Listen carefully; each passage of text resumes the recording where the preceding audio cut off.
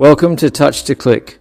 Today I'll show you how to fix audio renderer error in Windows 11 with simple and quick methods. Follow each step carefully. Now let's get started. Method 1. Step 1. Unplug your headphones or speakers. This quickly resets the audio connection and clears temporary device glitches from the system. Wait for a few seconds so Windows can fully detect the removal. Step 2. Plug your headphones or speakers back in. Make sure the cable or USB is properly connected. Then test your sound again to see if the error is gone. Method 2. Step 1. Click the search icon on the taskbar. This is where you can quickly open System Tools and Settings.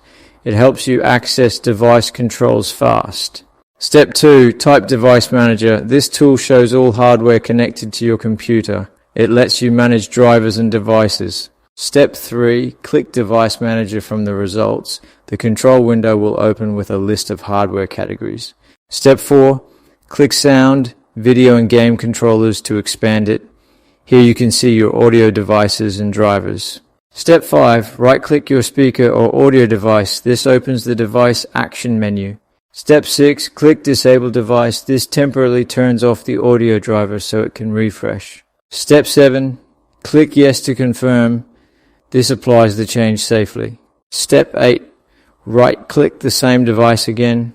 Open the menu one more time. Step 9. Click Enable Device.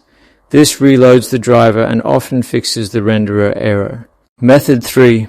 Step 1. Click the search icon. Use it to reach sound controls quickly. Step 2. Type Sound Settings. This opens the main audio configuration page. Step 3. Click Sound Settings.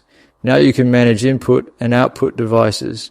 Step 4. Scroll down and click More Sound Settings. This opens the classic sound panel with advanced options. Step 5. Click the Playback tab.